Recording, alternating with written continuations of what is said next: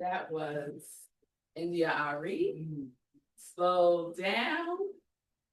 And it's one of my favorite songs because it reminds me that's what I need to do sometimes, right? To slow down, baby, right? Yes. So, welcome again, everyone. I'm Red Willow, and thank you, Eucalyptus, for that wonderful meditation and opening prayer. And thank you again, Red Bamboo, for opening your beautiful home to us. We appreciate you so much. So we are in what I'm calling awesome August. I'm just declaring August awesome because in my world, August has recently become a lot. Getting my girls prepared to go back to school, and they appear to think they have all the time in the world. It's slowing down, he told them. Right. They took the slow down like really seriously. So I don't know who else feels that way, that everything is just speeding up, and before you know it, it's here, and you don't feel prepared. And sometimes what comes up for me is anger at all of the things that need my attention, right? And that I have to give my time and energy to. Sometimes anger is there. And so this is what we're talking about today. As Jan shared with us, our theme for the year is open at the top. And I didn't put it up, but everyone knows this is our symbol for Science of Mind. I have earrings. Yes, so does Joe, Science of Mind. And when we say open at the top, this is what we're talking about. This opening here, where spirit descends into our soul. And that creative medium creates form. That's what we're talking about when we say open at the top. Okay. So that's our annual theme. Our theme for August, we're following CSL for August, and it is the fear and the furious. So you'll know that's a play on what? The movie, The Fast and the Furious, which I've only seen the first one. I think they're up to There's like 97. I don't know. There's so many Fast and so many Furious. Yeah. And our talk today is anger as a force. Anger as a force. So we spent July doing what? Playing. We played well in July, didn't we? Yes. And we wrapped that up, but not really, y'all. Yesterday at Pine's house with our traditional backyard play date, and we had a good time. We played a new game that Eucalyptus' father created, which was amazing. And I was thinking about it this morning, driving up, the belief and the action. I was like, this is a metaphysical game, right? Yeah. Because you can have all the belief you want, but if you don't take action, well, nothing's going to happen, right? It is worthless, yes. So I have a deeper appreciation, Eucalyptus, for your father's creation of that game. So play well may seem like, why are we talking about anger when we just finished playing? Well, those things may seem far apart, but they are not. They are not far apart. We practice joy, and this month we're going to explore fear and anger. So play isn't just about having fun. It's about opening our hearts, right? Yes. So we laughed together. We had a good time. We laid out at the lake. We did all kinds of things in July. And so I like to say that play is a spiritual practice. Yes. That we could regard play as a spiritual practice. And so now August is inviting us into another spiritual practice, to feel well. To feel well. So not by feelings only the emotions that we enjoy. We all enjoy happy and excitement and right. But when we start talking about fear and anger, something shifts for us, right? Sometimes it goes into like the wrong emotions to feel. So we're going to invite ourselves to shift that perspective for August. And if you want to shift back in September, you can. Okay? All right. So today we're going to start with anger because anger is really one of those emotions that is misunderstood. I know growing up as a child, anger was not welcomed. As a child, I could not express my anger. No, right? No, Vivian. Right? Sounds right. It sounds right. Unless you were looking for trouble. Unless I was looking for trouble. But the adults could express anger. They could express their anger at me, right? But I could not reciprocate. I could not reciprocate. So when I was growing up, through the church and then even coming into New Thought, I will experience spaces where spiritual people would say, you shouldn't get angry. You must not understand the principles if you are angry. And that always disturbed me.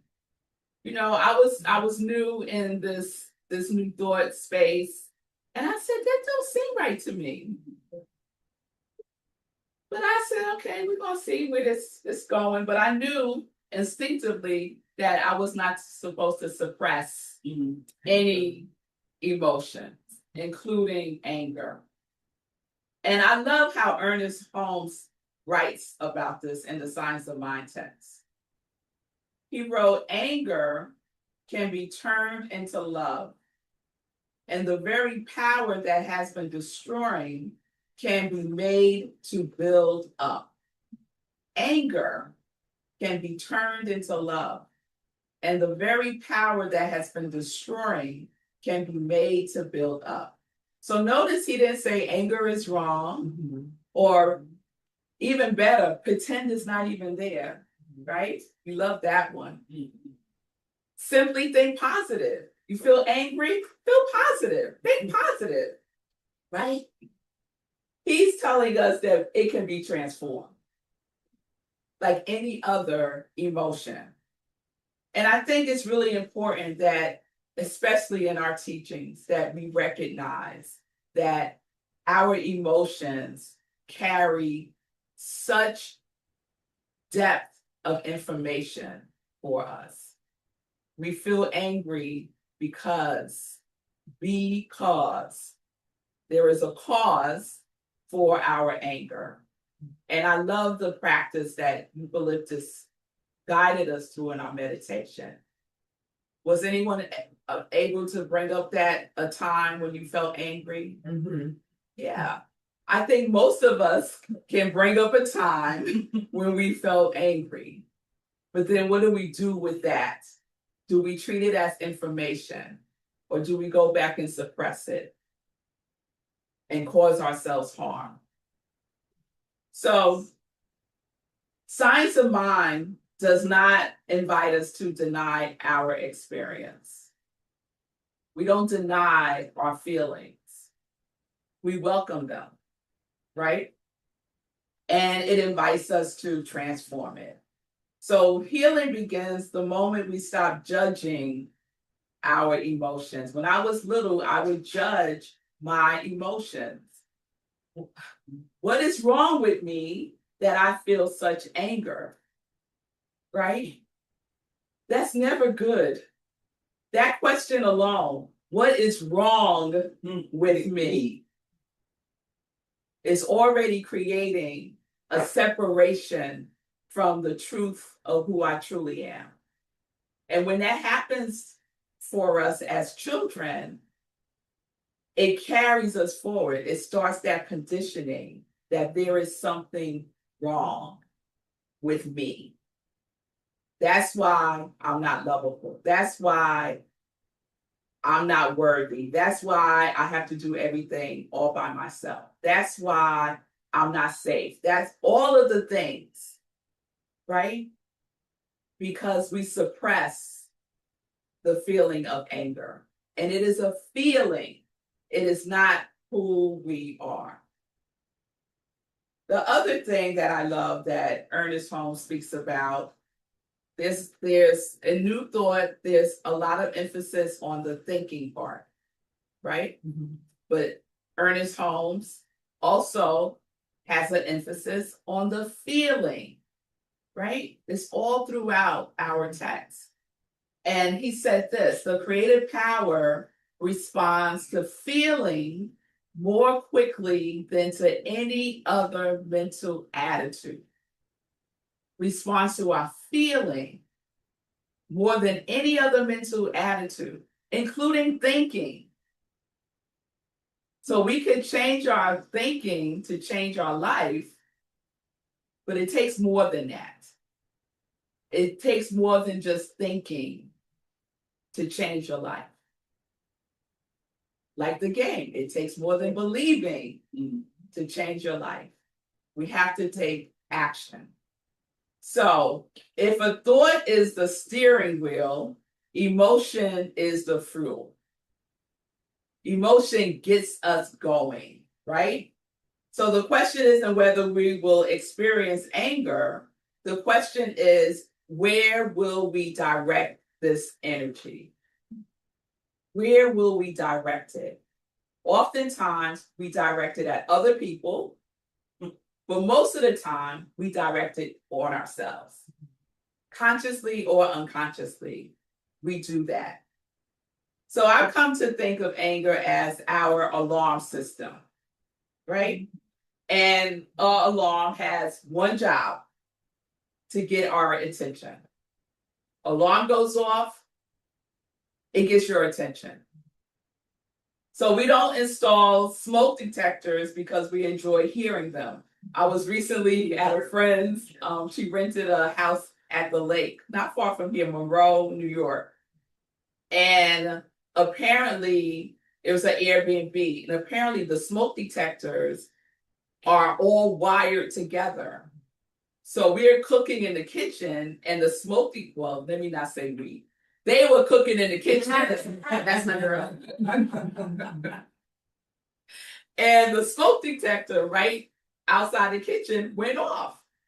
And then in a second, all of the smoke detectors started going off. And this was a very large house: basement, first floor, second floor. Lots of smoke detectors. You should have seen us running around this house trying to turn off all of these smoke detectors, smoke alarms, right? We were paying attention. It got our attention. We stopped what we were doing and we took action, right? Mm-hmm. So we installed smoke detectors. Why? It's a way to protect ourselves and to alert ourselves when something requires our attention.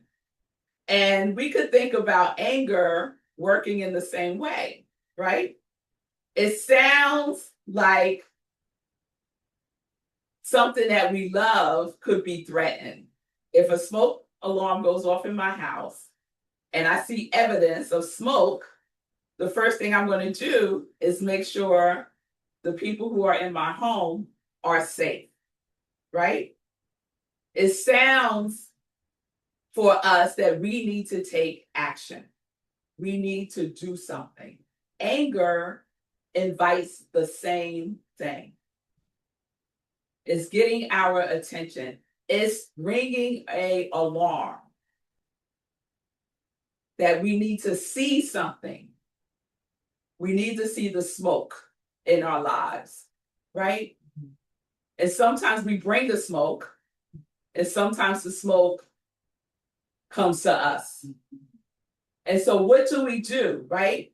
The alarm isn't asking us to become the fire. No. Right? It's asking us to become aware of it, right? So anger can also be a sacred indicator to become aware of something. It can alert us that we might be out of alignment. It might alert us that someone has crossed a boundary. I know my smoke detector goes off when someone crosses a boundary with me.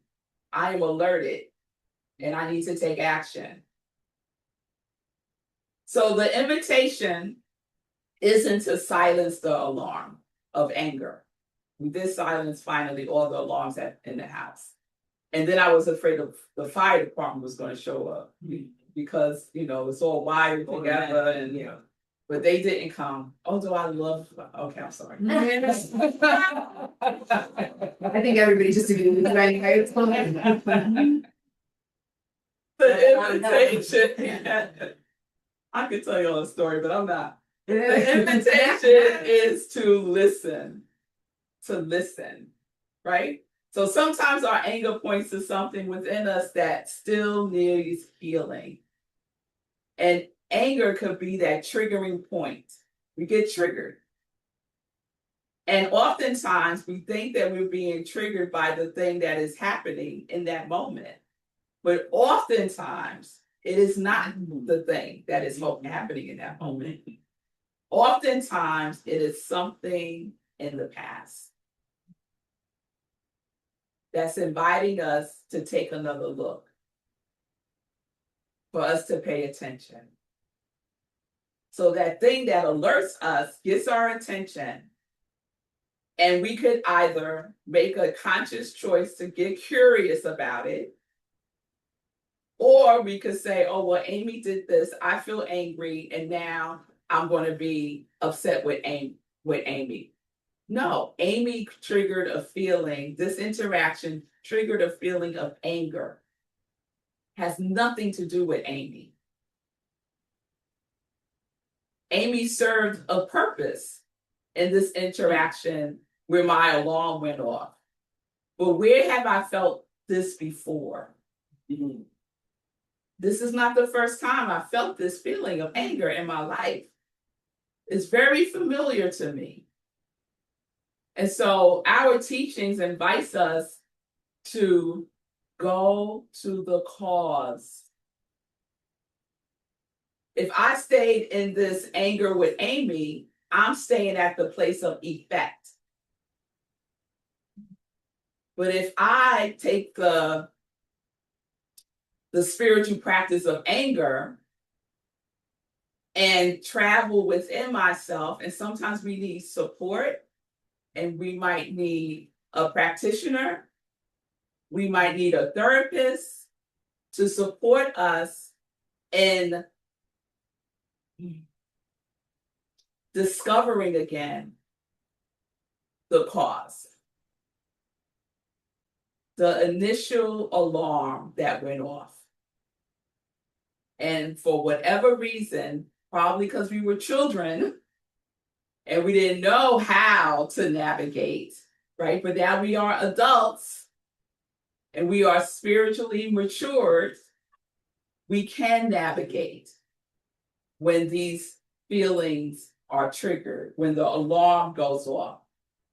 The other thing that I love about anger, besides it pointing to something that still needs healing, is that anger has been the start of amazing movements in this country. Mm-hmm. Right? Yes, it is. They've been started by people who just refuse to ignore the alarm. And their anger transformed into courage. Their anger transformed into compassion. Their anger transformed into action.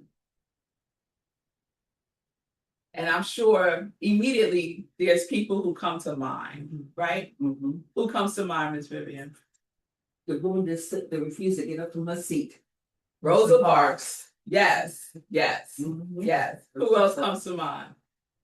Dr. Martin. Dr. Martin Luther King. Yes, yes. They could write it. You could write in the chat. Zoom folks. Who comes to mind? Who comes to mind? So another person that came to mind is Gandhi. Right? Yes. Yes. He said this about anger. He said, anger is like electricity. It's just as powerful and just as useful, but only if you use it intelligently. If we can channel it, we can transform anger into a power that can move the world. Did Gandhi move the world? Oh, yes. Yes, he did. So electricity serves its purpose, right? Mhm. It lights up a hospital, let's say, or it could burn down a house, right? Mhm. Can't electricity do that? Mhm. The electricity isn't the problem.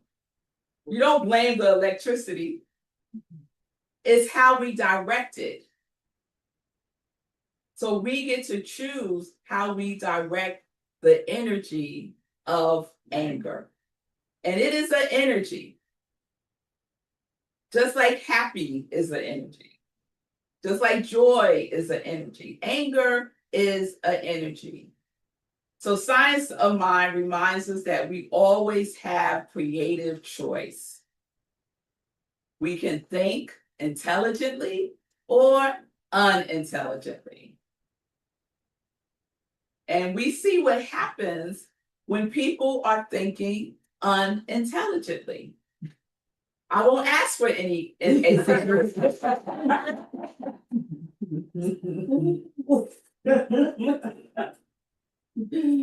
So, love. How do we bring love into this conversation about anger? Love can hold all things. Love holds us. Love is a container. Love is why we're here. So love doesn't disappear when we're angry. No. It's right there, holding us, rooting for us, saying, I got you. Let's go there. Let's see what this anger is all about. You're not alone in this. That's what love says to us. If we would listen. Yes? Mhm. So love is what anger becomes when we're guided by spiritual awareness. So we have to be aware. We have to be aware that the alarm is going off and something is inviting us to pay attention. So the question isn't, how do I get rid of my anger? We don't want to get rid of the anger. We want to transform it.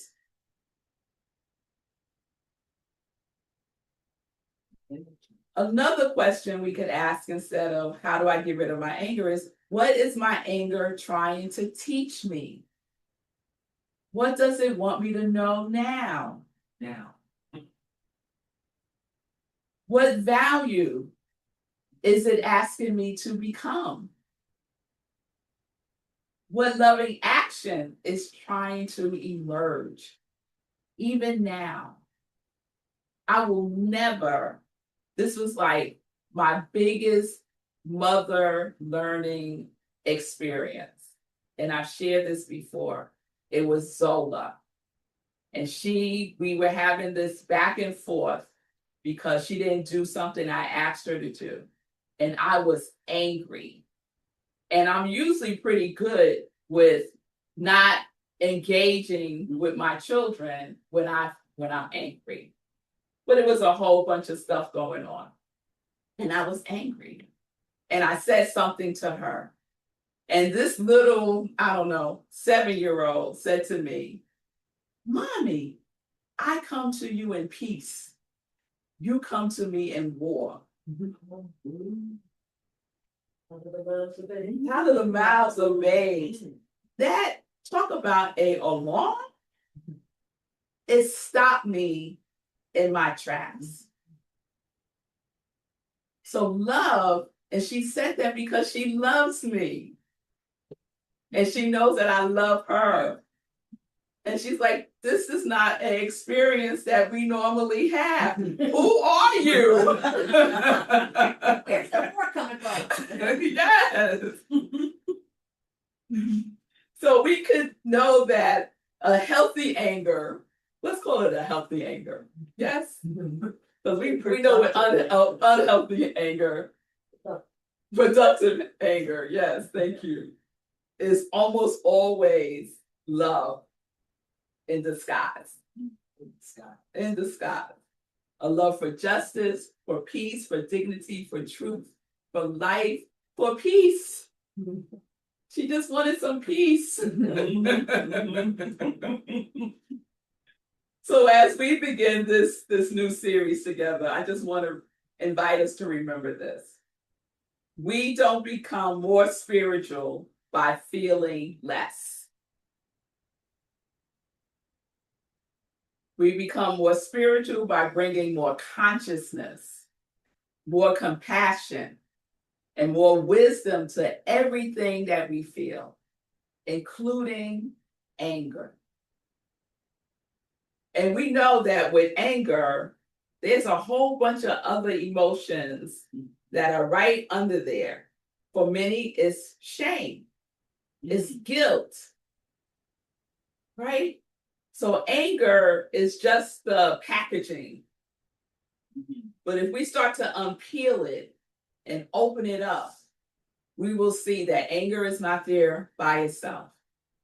It has company. So this is what it means to feel well, to feel your feelings, even to feel the anger, to be compassionate with yourself and others as you go through the process of transformation, going to the cause. So I'm going to end this.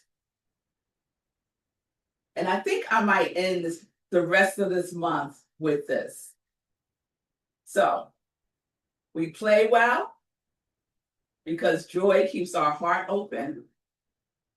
We feel well because every feeling has something to teach us, including anger, including fear.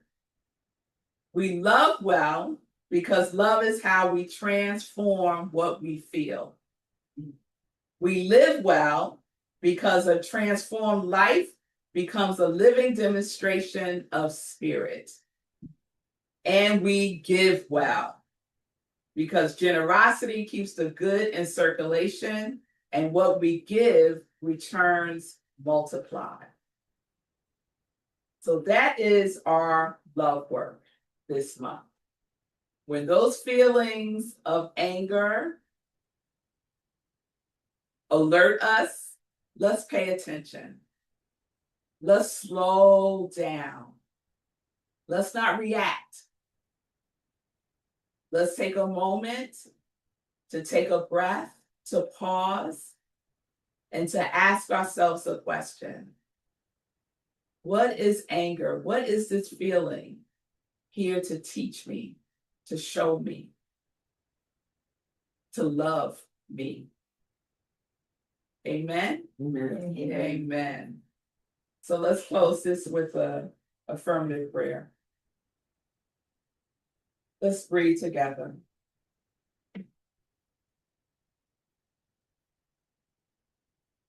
There is one infinite presence expressing itself through every life, and that presence is love. So today we give thanks that every emotion can become an opening to greater wisdom, deeper compassion, and loving action. So we no longer fear what we feel because we know spirit is present in every experience, guiding us towards healing, wholeness, and freedom. Spirit is present in every feeling, not to keep us stuck there, but to transform it into something that heals. So we leave this space today committed to transforming our lives and our world through the power of love. So we play well, we feel well, we love well, we live well, and we give well. And so we release this into the law and the law, knowing that it is already activated and acted upon. And we say together, and so it is. So it is.